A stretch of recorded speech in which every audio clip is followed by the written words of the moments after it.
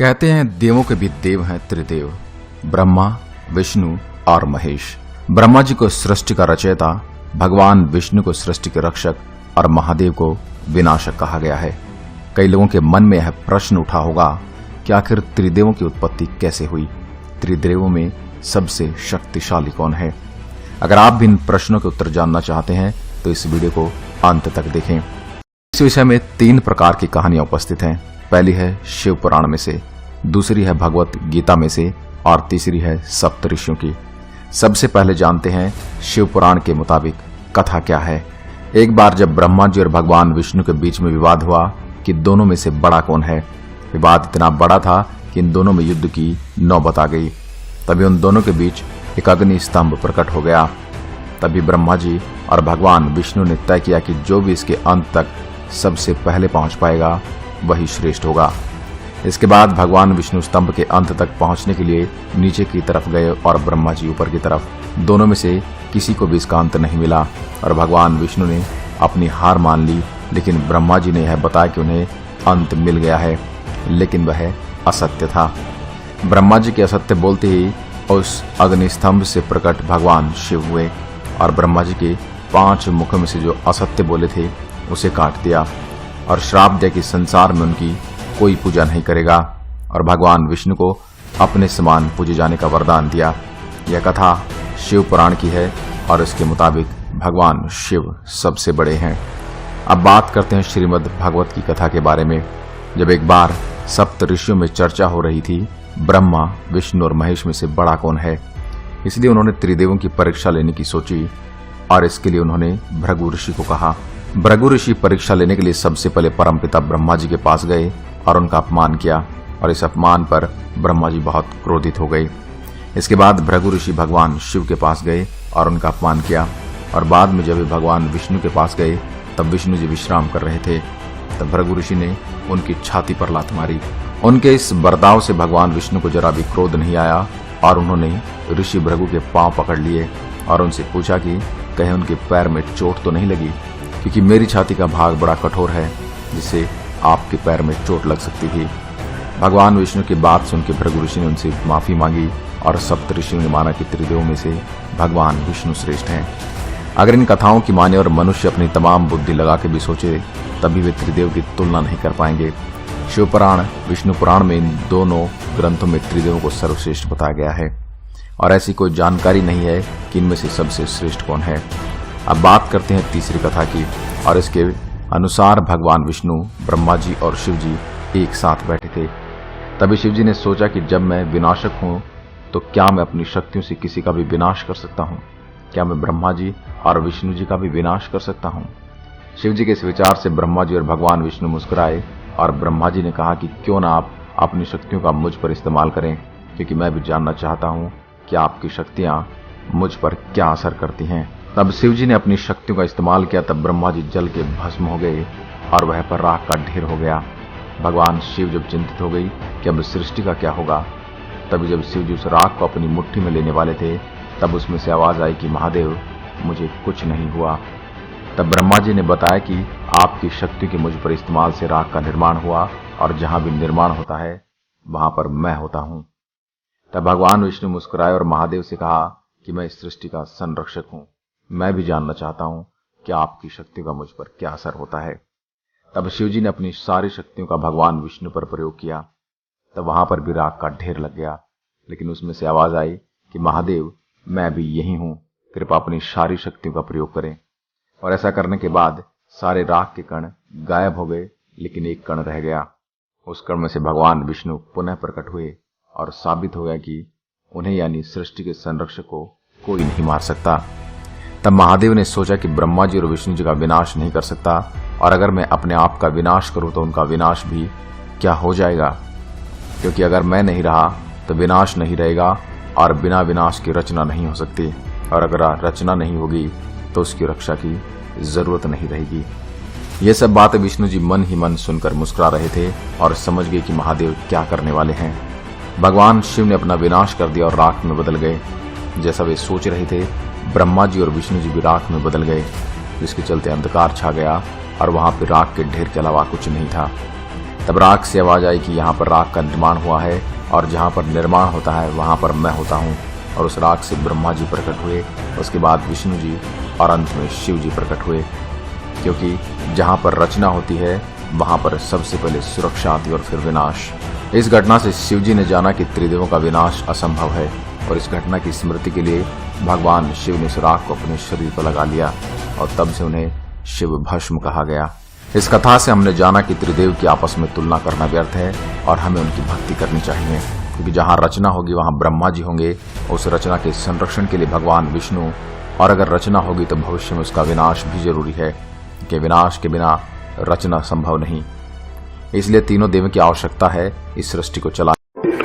गहरे से गहरा सवाल ये उठा है कि अगर परमात्मा ही चला रहा है और हम भी नहीं चाहते, और फिर आप तो कहते हैं कि हमारे चाहने से कुछ होता नहीं, हम चाहें भी तो भी परमात्मा जो चाहता है उससे अन्यथा नहीं हो सकता। और हम चाहते भी नहीं कि बुरा कर्म करें, और परमात्मा तो चाहेगा क्योंकि बुरा कर्म हो। फिर कौन हमें धक्के देता है और बलात् बुरे कर्म करवा लेता है? फ्रॉम वेयर इज इविल, ये बुराई कहां से आती है? अलग अलग चिंतकों ने अलग अलग उत्तर खोजे। जो बहुत गहरे नहीं गए उन्होंने कहा शैतान है, वो करवा लेता है। उत्तर खोजना जरूरी था, लेकिन कोई बहुत गहरा उत्तर नहीं। वो कहते हैं डेविल है, एक पापात्मा है, वो सब करवा लेती। लेकिन ये उत्तर बहुत गहरा नहीं है, क्योंकि अर्जुन को अगर ये उत्तर दिया जाए तो अर्जुन कहेगा वो परमात्मा उस पापात्मा पर कुछ नहीं कर पाता, वो परमात्मा उस शैतान को कुछ नहीं कर पाता। तो क्या वो शैतान परमात्मा से भी ज्यादा शक्तिशाली है? और अगर शैतान परमात्मा से ज्यादा शक्तिशाली तो मुझे परमात्मा के चक्कर में क्यों उलझाते हो? मैं शैतान को ही नमस्कार करूं।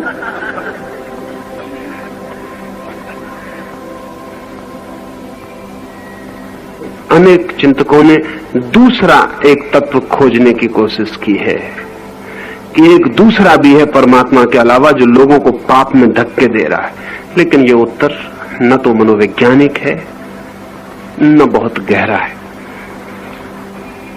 इसे तो केवल वे ही राजी हो सकते हैं जो किसी भी चीज के लिए राजी हो सकते हैं। इस उत्तर से और कोई राजी नहीं हो सकता। इसलिए कृष्ण ऐसा उत्तर नहीं देते। कृष्ण बहुत मनोवैज्ञानिक उत्तर देते हैं। वो ये कहते हैं, प्रकृति के 3 गुण हैं,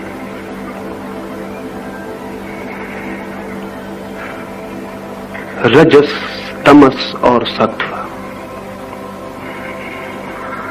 उनका उत्तर बहुत वैज्ञानिक है। वो कहते हैं प्रकृति त्रिगुणा है, और मैं आपको ये कहूं कि ये 3 गुण की बात जब कृष्ण ने कही थी तब बड़े वैज्ञानिक आधार रखती थी। लेकिन कृष्ण के बाद पिछले 5000 सालों में जितने लोगों ने कही उनको इसके विज्ञान का कुछ बोध नहीं था, दोहराते रहे। लेकिन अभी पश्चिम में पिछले 20 साल में विज्ञान ने फिर कहा कि प्रकृति त्रिगुणा है। जिस दिन हम आधुनिक सदी में परमाणु का विश्लेषण कर सके, परमाणु को तोड़ सके, उस दिन बड़ी चकित होकर हमें पता चला कि परमाणु 3 हिस्सों में टूट जाता है। पदार्थ का जो अंतिम परमाणु है वो 3 हिस्सों में टूट जाता है, इलेक्ट्रॉन, न्यूट्रॉन और पॉजिट्रॉन में टूट जाता है। और वैज्ञानिक कहते हैं कि इन 3 के बिना परमाणु नहीं बन सकता। और इन 3 के जो गुण धर्म है वे ही गुण धर्म है जो सत्व, रज और तम के।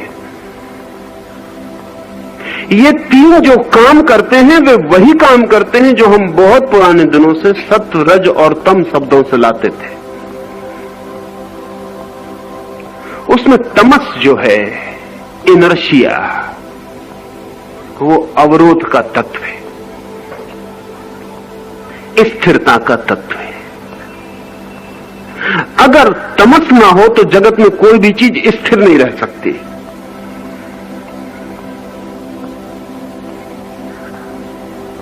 आप एक पत्थर उठा के फेंकते हैं, अगर जगत में कोई तमस ना हो, कोई ग्रेविटेशन ना हो, रोकने वाली कोई ताकत, अवरोधक ना हो, तो फिर पत्थर कभी भी गिरेगा नहीं। फिर आपने फेंक दिया, फिर वो चलते ही रहेगा अनंत काल तक। फिर वो गिरेगा कैसे? कुछ अवरोध, कोई जो रोकता हो। आप भी पृथ्वी पर नहीं हो सकेंगे, कभी के हम उड़ गए होते। वो जमीन खींच रही तमस, ग्रेविटेशन का भार हमें रोके हुए। अभी जो अंतरिक्ष यात्री अंतरिक्ष यात्रा पर गए, उनकी बड़ी से बड़ी कठिनाइयों में एक कठिनाई ये है कि जैसे ही जमीन के ग्रेविटेशन के बाहर होते हैं 200 मील के पार, वैसे ही कशिश समाप्त हो जाती है, तो आदमी गुब्बारे जैसा हो जाता है, जैसे गैस भरा गुब्बारा उड़ने लगता। तो अगर बेल्ट ना बंधा हो कुर्सी से, तो आप यान के तत्काल कुर्सी से उठ के यान के टप्पर से गुब्बारे की तरह टकराने लगेंगे। फिर नीचे भी उतर नहीं सकते, कोई ताकत काम नहीं करती नीचे उतरने के लिए। चांद पर यही कठिनाई है, क्योंकि तमस चांद का कम है, 8 गुना कम है। इसलिए चांद पर अगर हम मकान बनाएंगे तो चोर 8 गुना ऊंची छलांग लगा सकता है। फुटबॉल को वहां चोट मारेगा खिलाड़ी, तो यहां जमीन पे जितनी ऊंची जाती है उससे 8 गुनी ऊंची चली जाएगी।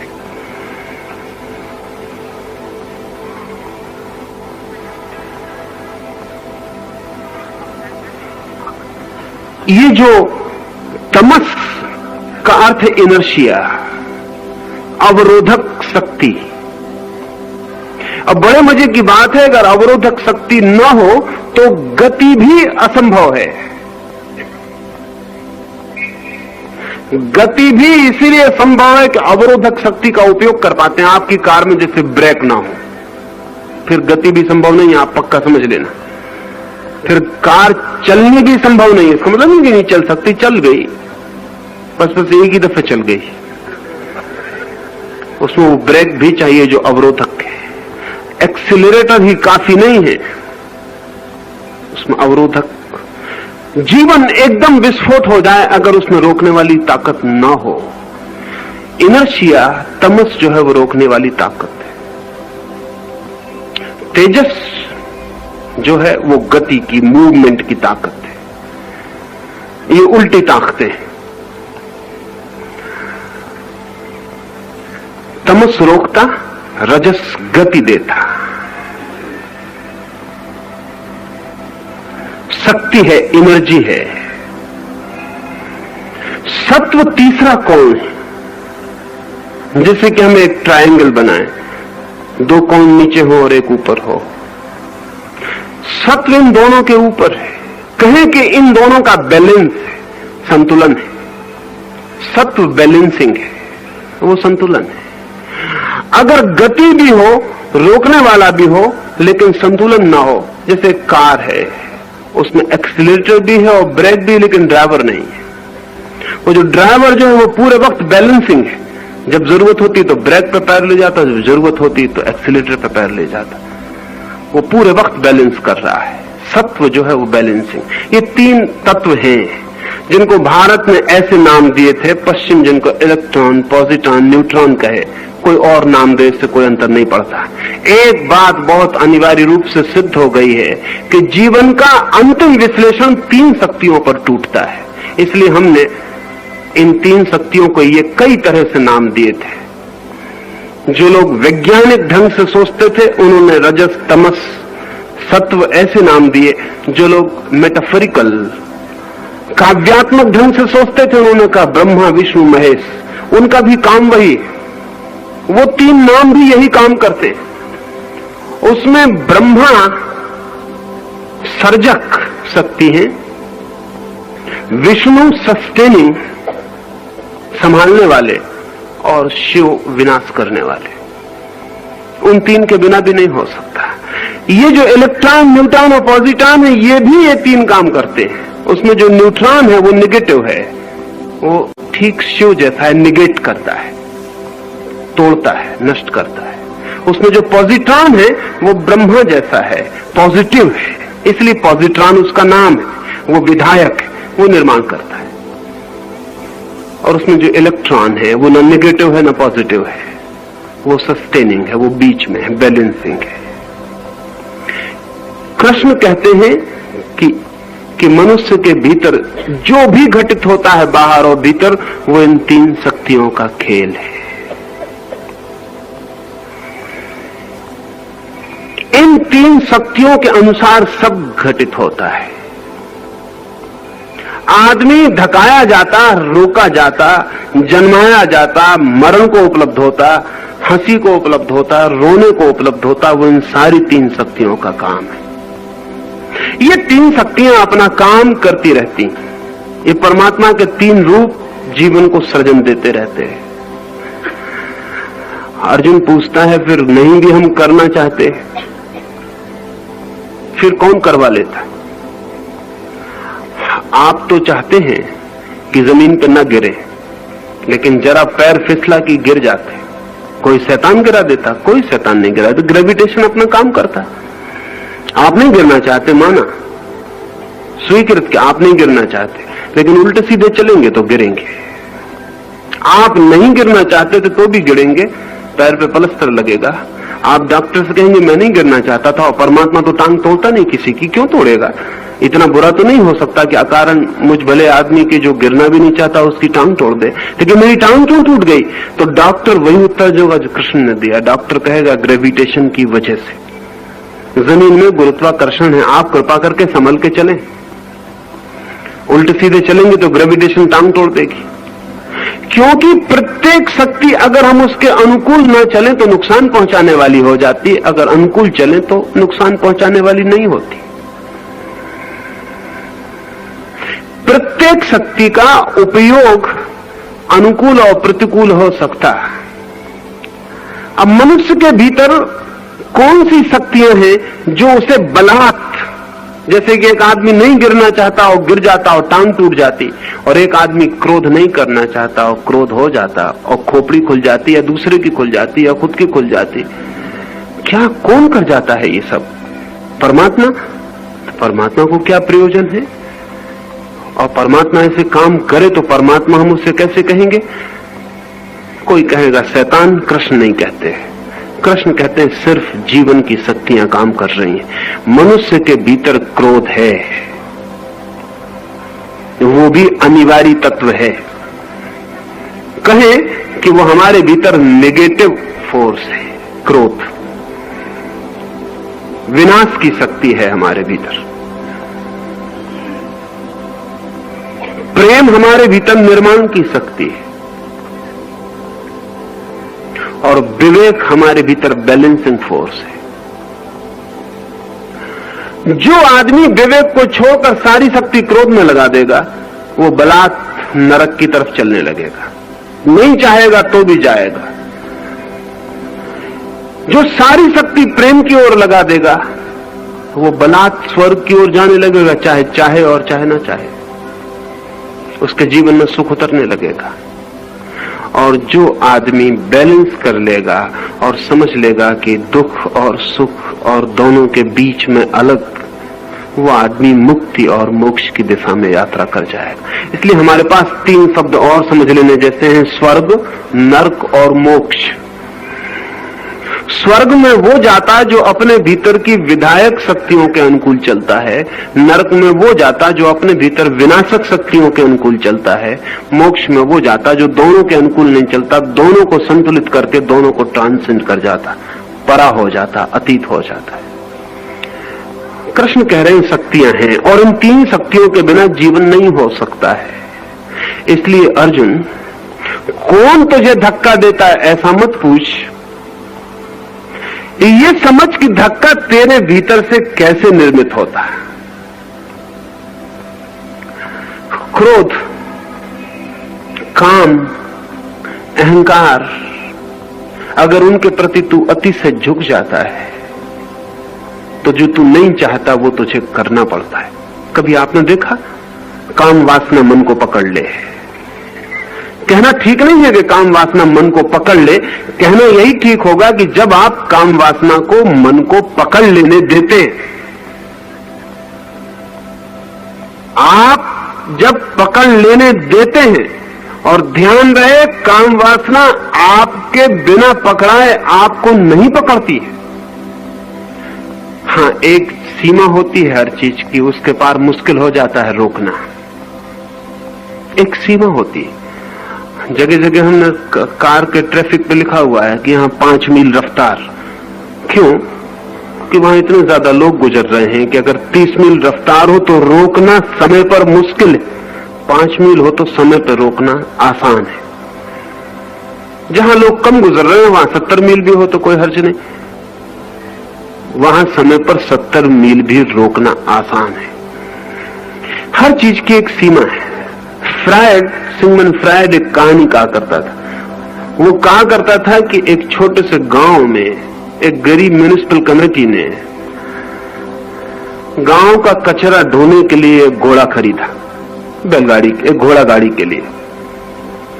लेकिन गरीब थी म्युनिसिपैलिटी, और कहते हैं गांव बड़ा बुद्धिमान था। बुद्धिमान था ऐसा कहें, या लोगों में ऐसी मजाक प्रचलित थी कि गांव बहुत बुद्धिमान है। गांव को ऐसा ख्याल था कि बहुत बुद्धिमान है, हालांकि वो जो भी करता था वो बुद्धिहीनता के काम होते थे। म्युनिसिपल ने एक घोड़ा खरीदा, लेकिन घोड़े को घास, दाना, पानी इतना महंगा पड़ने लगा कि म्युनिसिपल के बजट पर भारी हुआ। गरीब छोटी सी म्युनिसिपल थी। कमेटी बुलाई गई, उन्होंने तय किया कि क्या किया जाए। उन्होंने कहा कि आधा राशन करके देखा जाए घोड़े के लिए। अगर आधे में काम चल जाए तो ठीक, नहीं फिर थोड़ा बढ़ा देंगे। आधा राशन किया, लेकिन काम बिल्कुल ठीक चल गया। घोड़ा आधे राशन पे भी जिंदा रहा। तब तो उन्होंने कहा कि हम पागल हैं जो इसको इतना दें, और आधा करके देखें। और आधा किया, घोड़ा फिर भी जिंदा रहा और फिर भी काम करता रहा। उन्होंने कहा हम बिल्कुल पागल हैं, इसे और आधा करें। और भी आधा कर दिया। घोड़ा मुश्किल में रहा, लेकिन फिर भी किसी तरह काम करता रहा। म्युनिसिपल कमेटी ने कहा हम बिल्कुल नासमझी कर रहे हैं, अब राशन बिल्कुल बंद कर दें। राशन बिल्कुल बंद कर दिया। जो होना था वही हुआ, घोड़ा मर गया। एक सीमा थी जहां तक घोड़ा कम राशन पर भी काम किया, फिर एक सीमा आई जहां से काम नहीं कर सका। हमारी प्रत्येक वृत्ति की सीमाएं हैं, जहां तक हम उन्हें रोक सकते हैं और जहां से फिर हम उन्हें नहीं रोक सकते। एक विचार मेरे मन में उठा, शब्द बना मेरे भीतर।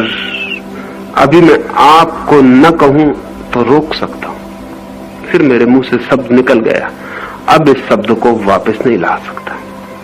एक सीमा थी, एक जगह थी, मेरे भीतर विचार भी था, शब्द भी था, ओंठ पर भी आ गया, फिर भी मैं रोक सकता हूं। फिर एक सीमा के बाहर बात हो गई, मैंने आपसे बोल दिया, अब मैं इसे वापस नहीं लौटा सकता। अब कोई उपाय इसे वापस लौटाने का नहीं है। एक जगह थी जहां से वापस लौट जाता। क्रोध एक जगह है जहां से वापस लौट सकता है, लेकिन जब उस जगह के बाहर निकल जाता है उसके बाद वापस नहीं लौटता। काम एक जगह है जहां से वापस लौट सकता है, जब उसके आगे चला जाता है तो फिर वापस नहीं लौट सकता। और ध्यान रहे, बड़े मजे की बात यह है कि उस सीमा तक जहां तक काम वापस लौट सकता है उस समय तक आप उसको सहयोग देते हैं, और जब वो वापस नहीं लौटता तब आप चिल्लाते हैं कि कौन मुझे धकाया जा रहा है, परवश कौन मुझे बलात् काम करवा रहा है।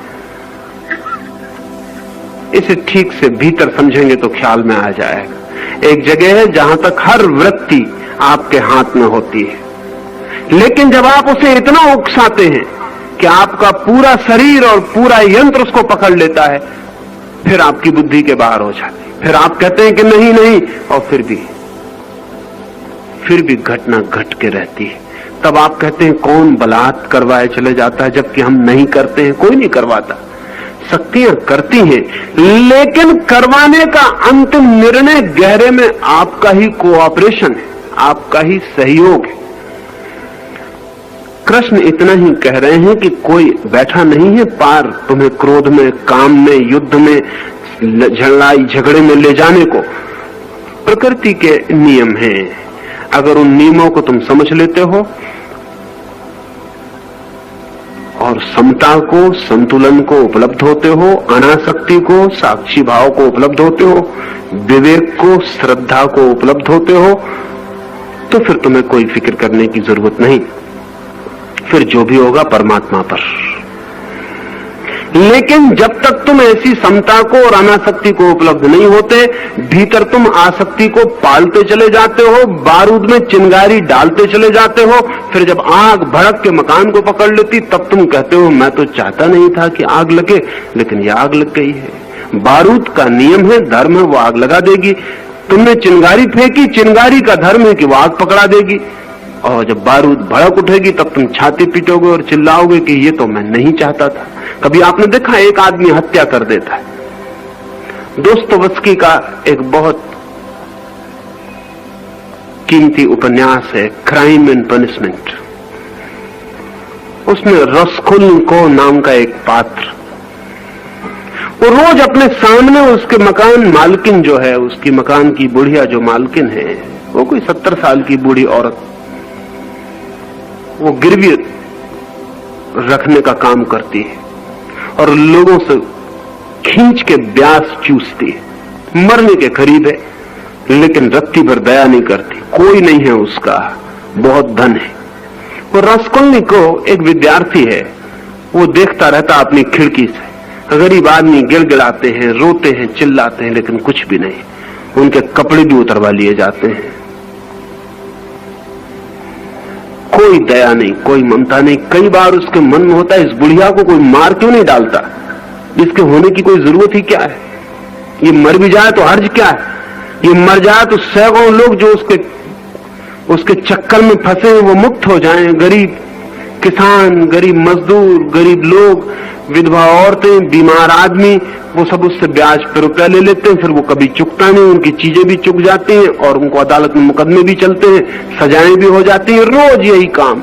वो कई बार सोचता है कोई इसकी गर्दन क्यों नहीं दबा देता, और बहुत बार उसके हाथ खुद भिज जाते हैं कि गर्दन दबा दूं। फिर वो सोचता है कि मुझे क्या मतलब, और मैं क्यों दबाऊं, और मेरा क्या बिगाड़ा। फिर वो बात भूल जाता है। फिर ऐसे वर्षों चलता रहा। फिर एक दिन उसे भी फीस भरनी है और घर से पैसे नहीं आए, तो अपनी घड़ी रखने उस बुढ़िया के पास गया। सांझ का वक्त है, उसने घड़ी बुढ़िया को दी।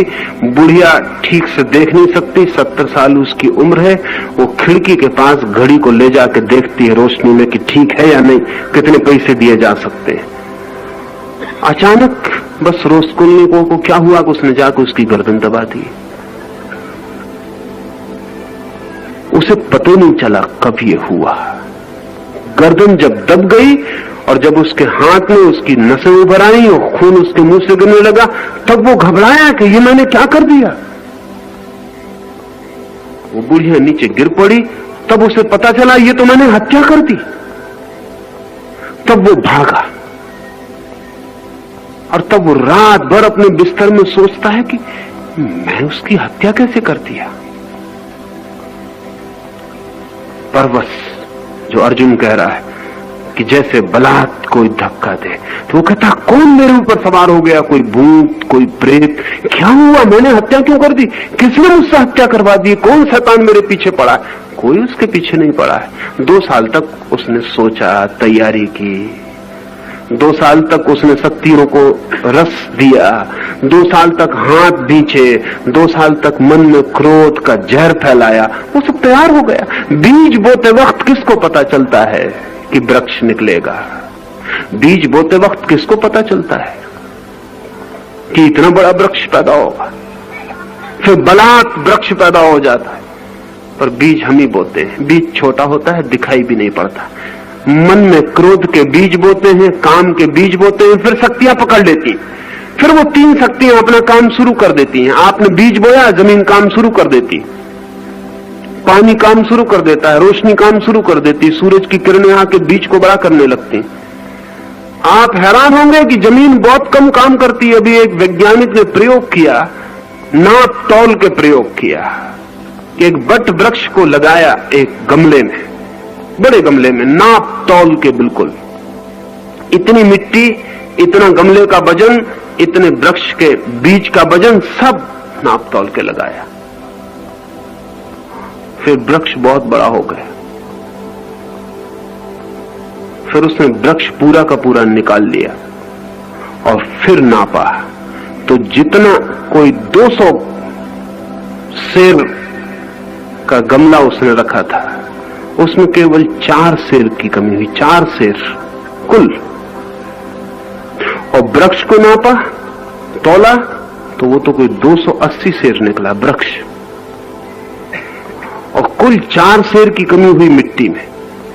और उस वैज्ञानिक का ख्याल है कि वो 4 सेर भी वृक्ष ने नहीं लिए, वो भी हवा भी आती है, तूफान भी आता है, मिट्टी उड़ भी जाती है, पानी में बह भी जाती। 4 सेर, इतना बड़ा वृक्ष कहां से आ गया?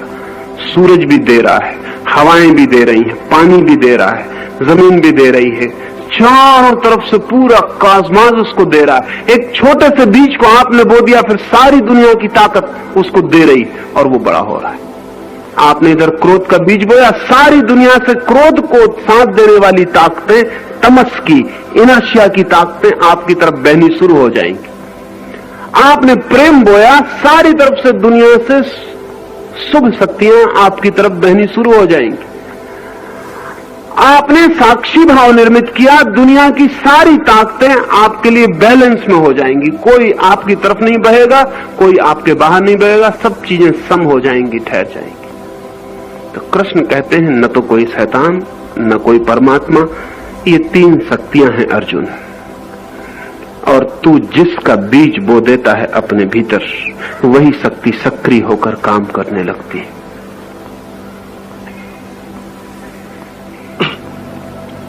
आचार्य जी, तीनों गुणों से चलने वाली सृष्टि ईश्वर ने बनाई।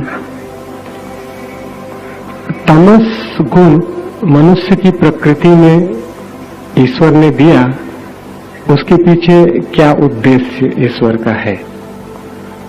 ईश्वर का कोई उद्देश्य नहीं होता।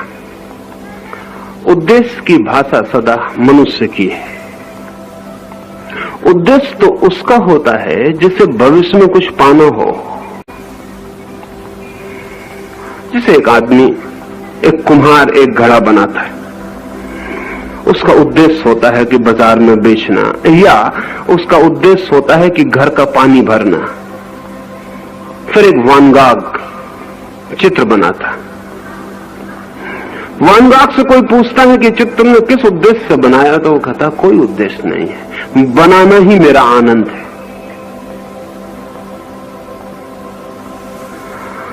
आप कहेंगे बाजार में बिक सकता है, वान गाग का एक चित्र नहीं बिका, एक चित्र जिंदा रहते नहीं बिका। आप कह सकते हैं कि कोई प्रतिष्ठा मिलती होगी, कोई सम्मान करता होगा कि बड़े चित्रकार हो। किसी ने प्रतिष्ठा नहीं की, किसी ने सम्मान नहीं किया।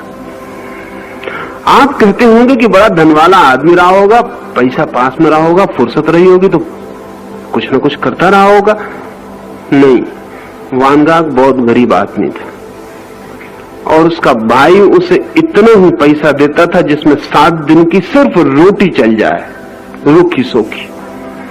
न रंग के लिए पैसे, न कागज के लिए, न कैनवस के लिए।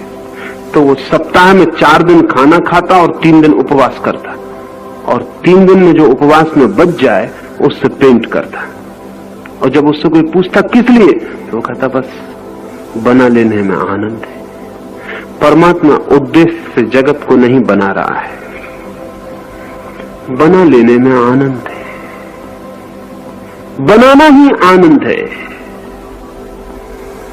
आगे पीछे कुछ भी उद्देश्य नहीं, पर्पजलेस। और ध्यान रहे, आनंद हमेशा ही पर्पजलेस होता है। एक मां अपने बेटे को बड़ा कर रही है, उससे पूछे किस लिए? अगर वो कहे कि बाद में नौकरी करवानी, तो समझना मां नहीं है, कोई फैक्ट्री है। अगर मां है तो वो कहेगी किस लिए? कैसा गलत सवाल पूछते हो? बस मेरा आनंद है।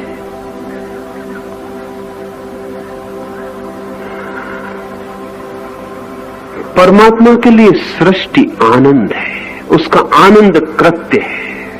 इसलिए उद्देश्य तो कोई नहीं। हाँ, लेकिन ये सवाल फिर भी संगत है कि वो आदमी में तमस क्यों रखता है। असल में हम तमस शब्द को सदा ही गलत अर्थों में लेते रहे। हम समझते हैं तमस कोई बुरी चीज। तमस बुरी नहीं है, तमस अपने आप में बुरी चीज नहीं है। हां, तमस में ही पूरी तरह भर जाना बुरा है। तमस अपने आप में बुरा नहीं है, जहर भी अपने आप में बुरा नहीं है। और कभी तो बीमारी में दवा का काम करता है।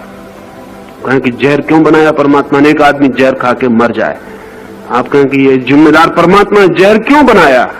न बनाता परमात्मा, ना ये आदमी खाता। लेकिन जहर अपने आप में किसी को मारता नहीं। जहर तो जिला भी सकता है, लेकिन इस आदमी ने जहरी जहर खा लिया तो मर गया। अमृत भी खा लो ज्यादा मात्रा में तो मौत घटित हो सकती है।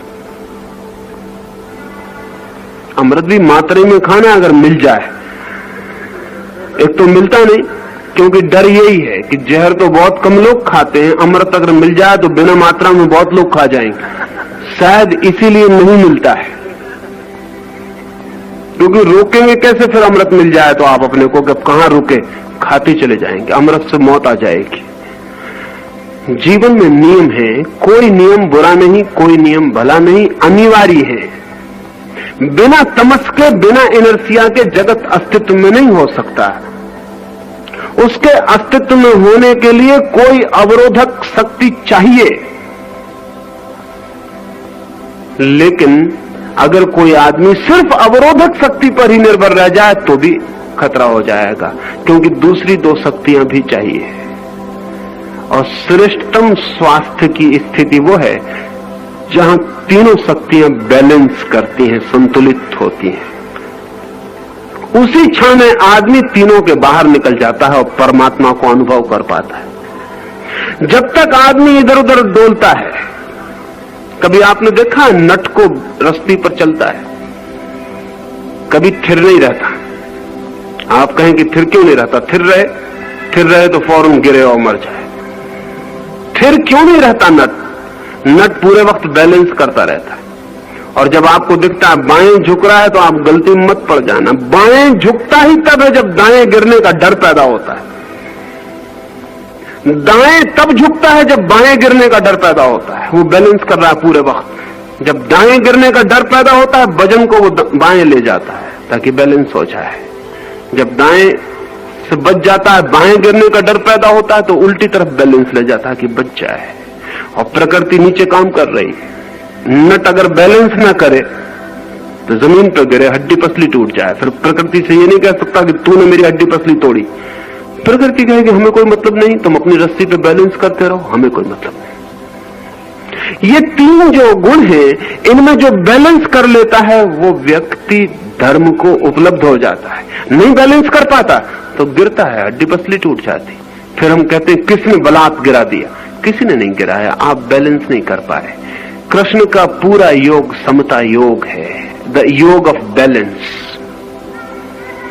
बस नट की तरह पूरे वक्त जिंदगी एक बैलेंस, एक संतुलन है, सदा सदा संतुलन है। ज्यादा खा लिया तो उपवास करो, ज्यादा उपवास कर लिया तो ग्लूकोज के इंजेक्शन लो, बस बैलेंस पूरे वक्त, पूरे समय। जिंदगी एक बहुत बारीक संतुलन है, डेलिकेट बैलेंस है। उसमें जरा इधर हुए कि आप गए। प्रकृति अपना काम करती रहेगी, वो नीचे खड़ी है, वो कह रही कि नट जब तक तुम बैलेंस करो रहो ऊपर, जब न कर पाओ नीचे आ जाओ, हम तैयार हैं।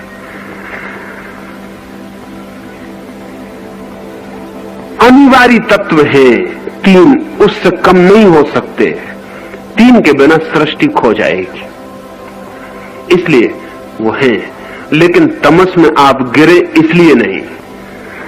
आप तमस के द्वारा रजस को साधते रहे। जब तमस बढ़ जाए तो रजस की तरफ झुक जाएं, जब रजस बढ़ जाए तो तमस की तरफ झुक जाएं। और दोनों को साधते रहे। और जब दोनों बिल्कुल सध जाएं तो आपकी वर्टिकल यात्रा सत्व की तरफ शुरू होगी। फिर तीनों के बीच साधना पड़ेगा, वो और भी गहरी कीमिया है। दो के बीच साधना बहुत आसान, दो के बीच साधेंगे तो सत्व में उठ जाएंगे। साधु उसे कहते हैं जो सत्व में पहुंच गया, जिसने दो को साध लिया। जो तमस और रजस के बीच संतुलित हो गया उसका नाम साधु। जो रजस तमस और सत्व तीनों के बीच सध गया उसका नाम संत। वो बहुत अलग बात है। जब तीनों के बीच कोई साधता है तो सेंटर पे पहुंच जाता है, ट्रायंगल के। और वो सेंटर ही द्वार है ट्रायंगल का। तीन शक्तियों के बीच में वो स्पेस, खाली जगह है जहां से व्यक्ति परमात्मा में, ब्रह्म में प्रवेश कर जाता है। लेकिन ये धीरे धीरे हम बात करेंगे तो ख्याल में आएगी। पहले साधु बने, दो के बीच साधे, फिर संत बने, तीन के बीच साधे, और जिस दिन तीन के बीच सधा उस दिन बनना बंद हो जाता, उसी दिन परमात्मा में प्रवेश हो जाता। उस दिन प्रकृति के तीनों गुणों के बाहर आदमी हो जाता है। इसलिए प्रकृति है त्रिगुणा और परमात्मा है त्रिगुणातीत। वो तीनों के बाहर है। शेष कल बात करें।